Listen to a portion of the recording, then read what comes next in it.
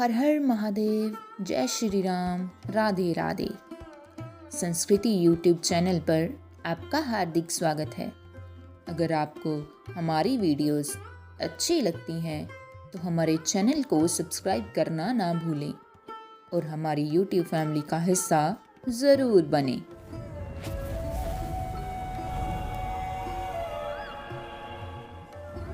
दोस्तों, आज हम श्रवण करेंगे कार्तिक मास महात्म्य कथा का 9वां अध्याय।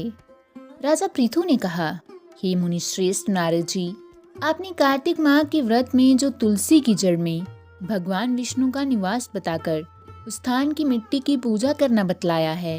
अतः मैं श्री तुलसी जी के महात्म्य को सुनना चाहता हूँ। तुलसी जी कहाँ और किस प्रकार उत्पन्न हुई, ये बताने की कृपा करें।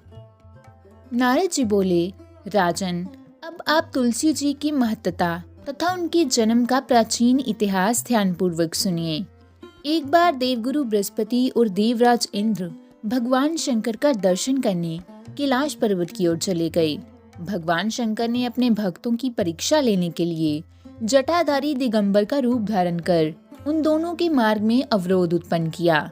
यद्यपि वे तेजस्वी, शांत, लंबी भुजा और चौड़ी छाती वाले, गौर वर्ण, अपने विशाल नेत्रों से युक्त तथा सिर पर जटा धारण किए वैसे ही बैठे थे। तथापि उन भगवान शंकर को ना पहचान कर इंद्र ने उनसे उनका नाम व धाम हाथी पूछते हुए कहा कि क्या भगवान शंकर अपने स्थान पर ही हैं या कहीं गए हुए हैं। इस पर तेजस्वी रूप भगवान शिव कुछ नहीं बोले। इंद्र को अपने त्रिलोकीनाथ होने पर गर्व था। उसी अहंकार के प्रभाव से वे चुप किस प्रकार रह सकता था। उसने क्रोधित होते हुए उस तेजस्वी को धुड़क कर कहा, अरे, मैं तुझसे कुछ पूछा है और तूने उसका उत्तर भी नहीं देता।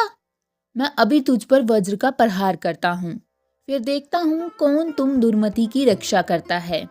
इस प्रकार कहकर जैसे ही इंद्र ने उस जटाधारी दिगंबर को मारने के लिए हाथ में वज्र लिया, वैसे ही भगवान शिव ने वज्र सहित इंद्र का हाथ स्तंभित कर दिया और विकराल नेत्र कर उसे देखा। उस समय ऐसा प्रतीत हो रहा था कि वे दिगंबर प्रज्वलित हो उठा है और वे अपनी तेज से जला देगा। भुजाएं स्तंभित होने के कारण इंद्र दुखित होने के साथ साथ अत्यंत कुपित भी हो गया। परंतु उस जटाधारी दिगंबर को प्रज्वलित देखकर बृहस्पति जी ने उन्हें भगवान शंकर जानकर प्रणाम किया और दंडवत होकर उनकी स्तुति करने लगे। बृहस्पति भगवान शंकर से कहने लगे, हे दीनानाथ, हे महादेव, आप अपने क्रोध को शांत कर लीजिए और इंद्र के इस अपराध को क्षमा कीजिए।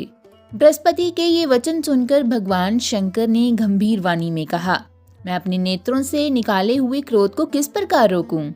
तब बृहस्पति ने कहा, भगवान, आप अपना भक्त वत्सल नाम सार्थक करते हुए अपने भक्तों पर दया कीजिए। आप अपने इस तेज को अन्यत्र स्थापित कीजिए और इंद्र का उद्धार कीजिए। तब भगवान शंकर गुरु बृहस्पति से बोले, मैं तुम्हारी स्तुति से अत्यंत प्रसन्न हूँ। तुमने इंद्र को जीवन दान दिलवाया है। मुझे विश्वास है कि मेरे नेत्रों की अग्नि अब इंद्र को पीड़ित नहीं करेगी। बृहस्पति से इस प्रकार कहकर भगवान शिव ने अपने मस्तक से निकाले हुए अग्नि में तेज को अपने हाथों में ले लिया और फिर उसे क्षीर सागर में डाल दिया। तत्पश्चात भगवान शंकर अंतर्ध्यान हो गए। इस प्रकार जिसको जो जानने की कामना थी उसे जानकर इंद्र तथा बृहस्पति अपने अपने स्थान को भी चले गए। तो दोस्तों, आज का हमारा कार्तिक मास महात्म्य कथा का 9वां अध्याय यहीं समाप्त होता है। मिलते हैं अगली वीडियो में, तब तक के लिए धन्यवाद।